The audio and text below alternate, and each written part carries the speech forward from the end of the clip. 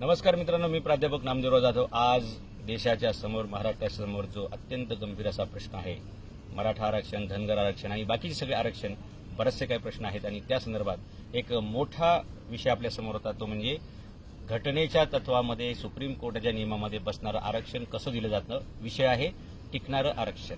हो, हॅलो, गंभीर्याने ऐका आणि पूर्ण ऐकल्यानंतरच आपलं मत द्या. ओके, घाई करू नका, कारण हा विषय अत्यंत सिरियस आहे आणि गेल्या 40-45 वर्षापासून जो धगधगता विषय त्याच्यावरती आपण बोलणार आहे.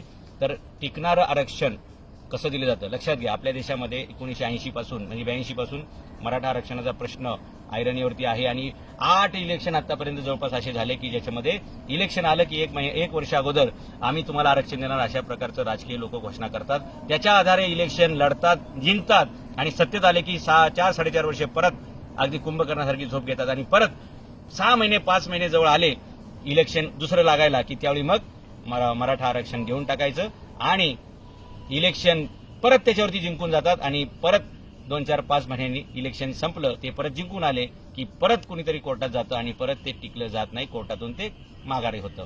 लक्षात घ्या, आरक्षण हा इलेक्शनचा लोकांनी जिंकण्याचं एक हत्यार म्हणून वापरलं आणि ते कधी त्याच्या संदर्भात गंभीर नव्हते. आणि हा पक्ष असा तो पक्ष म्हणण्याची गरज नाही. सगळेच पक्ष एकाच उद्देशाने काम करतात, त्या म्हणजे लोकांना आमिष दाखवणं, लोकांची थाप मारणं आणि लोकांना गंडवणे आणि सत्तेमध्ये येणं. लक्षात घ्या, त्या आश्वासनाचं पुढे काय झालं हे जनता पण विसरून जाते आणि नंतर परत प्रश्न तो जेव्हा परत म्हणजे वातावरण गरम होतं तेव्हा लोकांच्या लक्षात असं सगळं झालं. 8 इलेक्शन आतापर्यंत झाले मराठा आरक्षणा विषयावरती, परंतु तडा काय लागला नाही. यांचीही सत्ता बघून झाली, यांची सत्ता बघून झाली. आता आपण सत्य बघूया. घटनेच्या नियमामध्ये टिकणार आरक्षण कसं दिलं जातं. भारताच्या राज्यघटनेचा उद्देश आहे, एक उद्देश आहे की जस्टिस फॉर, ओके, म्हणजे जस्टिस द्यायचा, न्याय द्यायचा. कुठला? इको, सोशल अँड पॉलिटिकल, आर्थिक, सामाजिक आणि राजकीय न्याय देण्यासाठी आपली घटना काम करते. जगातील सर्वोत्तम घटना डॉक्टर बाबासाहेब आंबेडकरांनी लिहिली आणि ती सर्वसामान्य माणसाच्या सर्वांगीण विकासासाठी लिहिली आहे. प्रत्येक समाजाचा, प्रत्येक माणसाचा, प्रत्येक घटकाचा आर्थिक, सामाजिक आणि राजकीय विकास व्हावा याच्यासाठीची घटना आहे. परंतु या राज्यघटनेचा गैरवापर लोक करतायत आणि आपापले राजकीय पोळ्या भाजण्यासाठी हे आरक्षण नावाचं कोलीत त्यांनी वापरले. अर्थात इलेक्शन म्हणजे हे आरक्षण हे ना खरं तर हे ना सर्वसामान्य माणसाच्या उद्धाराचा परिस आहे, तो कल्पवृक्ष आहे, ती कामधेनू आहे. परंतु या भामट्यांनी मात्र हे कोलीत म्हणून वापरलं आणि ही सगळी परिस्थिती आली. म्हणून आजचा आपला व्हिडिओचा विषय आहे की टिकणारं आरक्षण कसं दिलं जातं. तर भारताच्या राज्यघटनेमध्ये 46 नावाचं कलम आहे, आर्टिकल 46 आहे आणि त्या संपूर्ण कलमाचा उद्देशच एक आहे की आर्थिक मागास लोकांचा विकास करणं. म्हणजे समाजातील जो विकर सेक्शन आहे त्या विकर सेक्शनचा विकास करण्यासाठी 46 कलम आहे आणि याच घटनेतील तरतुदीचा वापर करून केंद्र सरकारने 2019 मध्ये 102 नावाची घटना दुरुस्ती केली आणि त्यानुसार या देशातील आर्थिक दुर्बल घटकांना आरक्षण दिलेलं आहे. सोशल म्हणजे इकॉनॉमिकली विकर सेक्शन नावाचं एक कॅटेगरी बनलेली आहे, त्याच्यामध्ये 10% आरक्षण दिलेले आहे. ही घटना घडली 2019 मध्ये आणि घटना दुरुस्ती क्रमांक 102 आणि मग त्याच्यानंतर हे आरक्षण सुप्रीम कोर्टासमोर ठेवलं गेलं आणि सुप्रीम कोर्टाने 12 नोव्हेंबर 2022ला या आरक्षणाला इकॉनॉमिकली विकर सेक्शन 10%चं जे आरक्षण दिलं होतं त्याला वैध करार दिलं, त्याला व्हॅलिड मानलं. म्हणजेच काय तर हे बिल राज्यसभेमध्ये चर्चा झाली, लोकसभेमध्ये त्याच्यावर मतदान झालं आणि मग सुप्रीम कोर्टाकडे झालं आणि सगळीकडे टिकलं आणि आज देशामध्ये 10% इकॉनॉमिकली विकर सेक्शन हे आरक्षण अस्तित्वात आहे, ते कायदेशीर आहे आणि त्याचा लोकांना फायदा सुद्धा होत आहे. ओके, म्हणजे आता अलीकडे 2019-2022 मध्ये दिलेलं आरक्षण हे व्हॅलिड होतंय आणि 1982 पासून दिलं जाणारं आरक्षण मात्र हायकोर्टामध्ये किंवा सुप्रीम कोर्टामध्ये टिकत नाही. असं कसं होईल? हे का होतंय? कारण देणाऱ्यांची इच्छा प्रामाणिक नसते, त्याच्यामागे राजकीय षडयंत्र असतील, ते सगळं होत असतं. आणि म्हणून जर तुम्हाला आरक्षण पाहिजे असेल तर 2 फॅक्टर आहेत.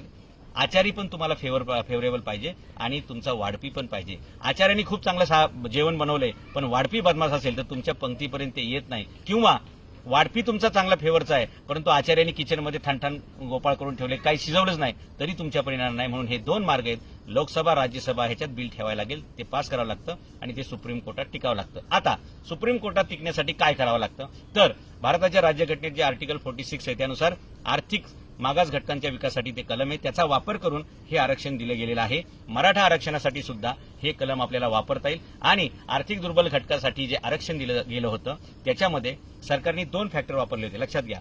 ते पहिल्यांदा आपण नीट समजून घेऊया. एक, युनायटेड नेशन्स ऑर्गनायझेशन नावाची एक संस्था आहे आणि या संस्थेचा उद्देश आहे 2030 पर्यंत जगातील सर्व गरिबी संपवणे आणि हे गरिबीचं, जागतिक गरिबीचं, दारिद्र्याचं निर्मूलन करणे हा त्यांचा जो उद्देश आहे त्याला पूरक म्हणून भारतीय राज्यघटनेतल्या कलम 46 चा उपयोग करून घटना क्रमांक 102 केली गेली आणि 10% ईडब्ल्यूएस आरक्षण दिले गेलेलं आहे. कारण भारतीय राज्यघटनेचा उद्देश हा सर्व जातीच्या, सर्व समाजाच्या, सर्व लोकांना इकॉनॉमिक, सोशल, पॉलिटिकल जस्टिस देणं हा आहे आणि त्याला अनुसरून म्हणजे युनोचा उद्देश आणि भारतीय राज्यघटनेचा उद्देश या दोघांचं कॉम्बिनेशन करून केंद्र सरकारने हे 10% आरक्षण दिलेलं आहे. मला सांगा, युनो म्हणजे युनायटेड नेशन्स ऑर्गनायझेशन, संयुक्त राष्ट्रसंघ.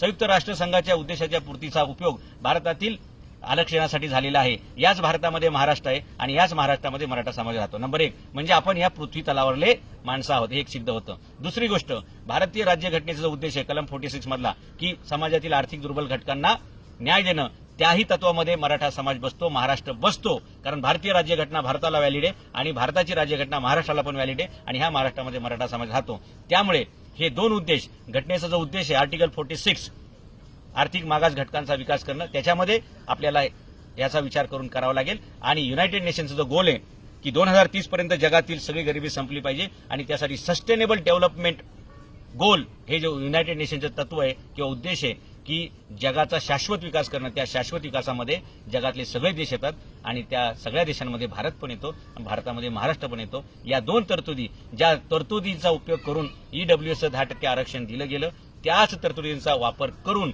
उपयोग करून मराठ्यांना सुद्धा आपल्याला आरक्षण देता येऊ शकतं, मिळवता येऊ शकतं.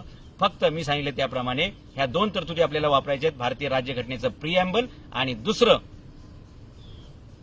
युनायटेड नेशनचा गोल, युनायटेड नेशनचा उद्देश. हे 2 करायला पाहिजे आणि त्याच्यामध्ये फक्त 2च अडचणी मी तुम्हाला सांगितलं की आचारी पण तुमच्या फेवरला पाहिजे, जो जेवण बनवणार आहे तो, म्हणजे जो मसुदा बनवणार आहे, ड्राफ्टिंग करणार आहे तो, आणि दुसरं वाढपी सुद्धा तुमच्या फेवरचा पाहिजे, जो वाटप करणार आहे तो. ह्या 2 गोष्टी घडल्या तर मला वाटतं मराठा समाजाच्या आरक्षणाचा, मराठाच नव्हे धनगर समाजाच्या आरक्षणाचा प्रश्न मिळेल. कारण जसे मराठ्यांमध्ये लोक गरीब आहेत तसे धनगरांमध्ये पण आहेत, तसेच मुसलमानांमध्ये पण आहेत, इतर जातींमध्ये पण आहेत आणि ह्या सर्वच जातींना जर न्याय द्यायचा असेल तर मला वाटतं आरक्षणाची मर्यादा वाढवणं हा एक चांगला उपाय आहे. आता याच्यावर लोक असं कमेंट करतात, लोक याच्यावरती आपले मत असे मांडतात की राज्यघटनेनं 50%चं मर्यादा दिलेली आहे, ती ओलांडता येत नाही आणि मग ती व्हॅलिड होत नाही. ऐ शाने लोकांनो, हे असे कोणी जे बोलतात ना, कार्यकर्ते किंवा नागरिक, त्यांनी समजून घ्या, आरक्षण देणं हे घटनेचं तत्व आहे आणि आरक्षणाची मर्यादा ठरवणं हे सुप्रीम कोर्टाची मर्यादा आहे. लक्षात घ्या, आरक्षण देणं हा पार्ट, जसं मी वाढपी आणि आचारी म्हटलं, तर हे वाढपी आणि आचारी म्हणजे हे 2 आहेत. तर हे आरक्षण देणं हे घटनेची बाजू आहे आणि आरक्षणाची मर्यादा वाढवणं ही सुप्रीम कोर्टाची बाजू आहे. जर सुप्रीम कोर्टाची म्हणजे आरक्षण वाढवता येतं की नाही, आरक्षणाची मर्यादा वाढवता येते की नाही, तर आरक्षणाची मर्यादा वाढवता येते. कशातून वाढवता येते हे मी तुम्हाला सांगितलं मगाशी. तसं 102वी घटना दुरुस्ती केली, त्यानुसार 50%च्या आरक्षणातून 50%तून 10% ईडब्ल्यूएस नाही, 50% आहे ते तसंच ठेवलेलं आहे आणि वर जास्तीचं 10% दिलेले आहे एक्स्ट्रा. आणि आता आरक्षण भारतामध्ये झालेले 60%. म्हणजे सुप्रीम कोर्टाने जे 10% आरक्षण व्हॅलिड ठरवलं ईडब्ल्यूएस, ते 50 + 10 असं 60 झालेलं आहे. मग आता 60चं 70 होऊ शकतं, 75 करता येईल आणि आणखी किती पर्यंत न्यायचं हे त्या समाजाची परिस्थिती बघून, त्या समाजातील आर्थिक दुर्बल घटकांचा सर्व्हे करावा लागतो आणि त्यानुसार हे आपल्याला आर्थिक दुर्बल घटकामधून आरक्षण देता येतं, आर्थिक निकषावर देता येतं. आता राहिला प्रश्न असा, बऱ्याचशा लोकांचा असा समज आहे की आरक्षण हे जातीला दिलं जातं, मराठा जातीला आरक्षण मिळू शकत नाही. लक्षात घ्या, धनगर जातीला आरक्षण मिळू शकत नाही, आदिवासीला आरक्षण मिळत नाही. लक्षात घ्या, भारतीय राज्यघटनेचं आरक्षण हे कास्ट बेस नाही, that is a class base. म्हणजे हे आरक्षण जातीला दिलं जात नाही, प्रवर्गाला दिलं जातं, जातींच्या समूहाला दिलं जातं.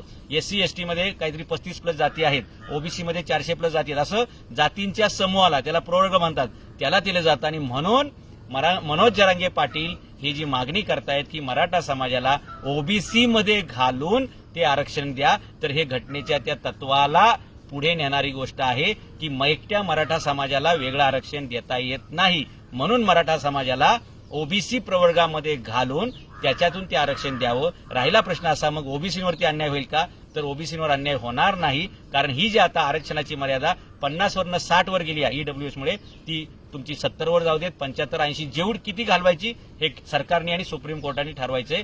तशी ती मर्यादा वाढवता येईल आणि ओबीसीवरती सुद्धा अन्याय होणार नाही. कारण मराठ्यांना समजा जर 15% आरक्षण दिलं तर 15%चा कोटा वाढवावा लागेल. मराठ्यांना जर समजा 20% आरक्षण दिलं तर 20%चा कोटा वाढवावा लागेल. ओबीसीवरती अन्याय होणार नाही आणि मराठ्यांच्या अन्यायाचं परिमार्जन होईल. आरक्षण दिलं जाईल आणि ते सुप्रीम कोर्टामध्ये सुद्धा टिकेल. मी सांगितलेल्या ह्याप्रमाणे आपण गेलो तर फक्त याच्यामध्ये एकच अडचण मला दिसती, ती म्हणजे राजकीय लोकांच्या हेतूची प्रामाणिकता. जर हेतू प्रामाणिक असेल तर ह्या दोन्ही गोष्टींमध्ये म्हणजे घटनेच्या प्रिएम्बलचा उल्लेख करून, घटनेच्या 46 कलमाचा उपयोग करून युनायटेड नेशन्स ऑर्गनायझेशनचा 2030 पर्यंत जगातील सर्व गरिबी निर्मूलन करणं, त्या गरिबीमध्ये मराठी पण येतात, धनगर पण येतात, महाराष्ट्र पण येतो, भारताची सगळीच राज्य येतात, जगातील सर्व देश येतात. सस्टेनेबल डेव्हलपमेंट गोल हा जो युनायटेड नेशनचा गोल आहे 2030 पर्यंतचा, त्याचाही उपयोग करून आपल्याला असं आरक्षण देता येतं, टिकणारं देता येतं. आता याच्यावरती फक्त लोकांनी हे लावून धरलं पाहिजे की ज्यांच्याकडून हे आरक्षण अंमलात येणार आहे त्या पुढाऱ्यांना तुम्हाला धारेवर धरावं लागेल, त्या पुढाऱ्यांना तुम्हाला सरळ करावं लागेल, त्या पुढाऱ्यांना याचा जाब विचारावा लागेल की तुम्ही आम्हाला दरवेळी का फसवताय, हे फसून तुम्हाला काय मिळतंय.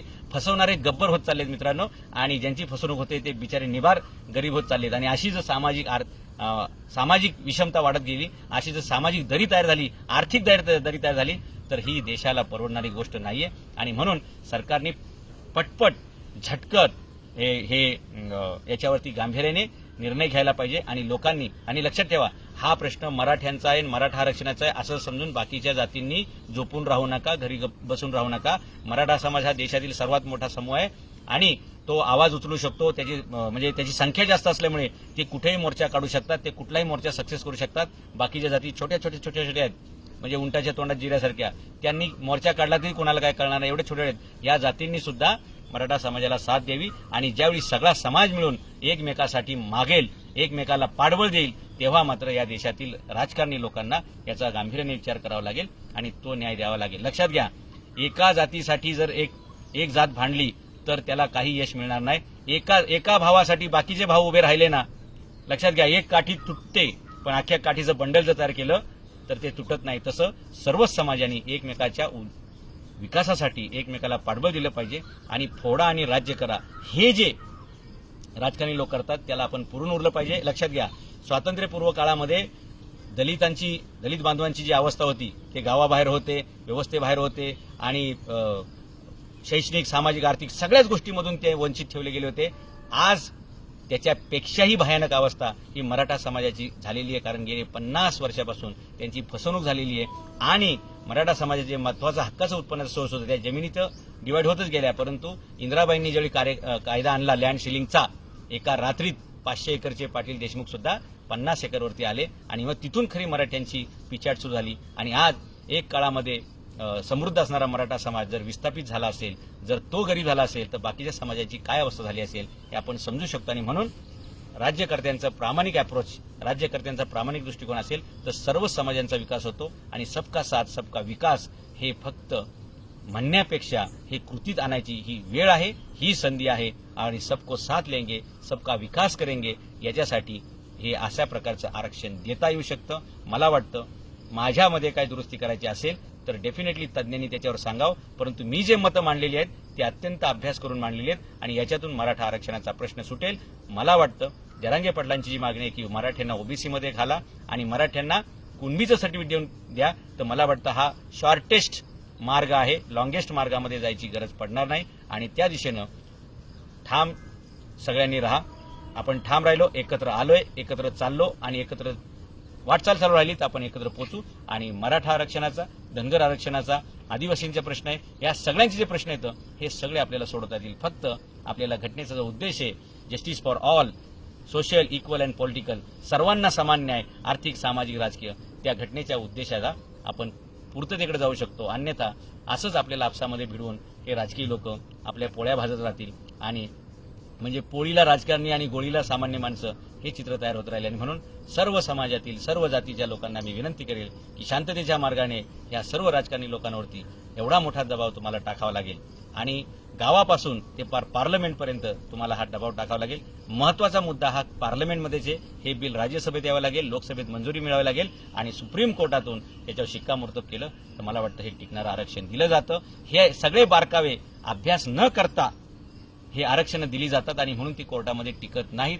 हे आपल्याला माहीत असेल. एक तर वकील द्यायचा नाही, दिला तर तो वकील कोर्टात हजर राहत नाही, तो त्याची बाजू मांडत नाही. याचा अर्थ काय आहे? हे सगळं ठरवून केलं जातं आणि म्हणून आता लोकांनी फसता कामा नये. आर या पार आता म्हणजे दिल्याशिवाय घेतल्याशिवाय राहत नाही. कोण म्हणतं घेणार नाही, घेतल्याशिवाय राहणार नाही. या भूमिकेने लोकांनी पुढे जावं लागेल आणि कोणत्याही प्रकारचा कायदा हातात न घेता शांततेच्या मार्गानं, अहिंसेच्या मार्गाने जर आपण एकजुटीनं ही वाटचाल केली तर हा प्रश्न सुटेल असं मला वाटतं. धन्यवाद.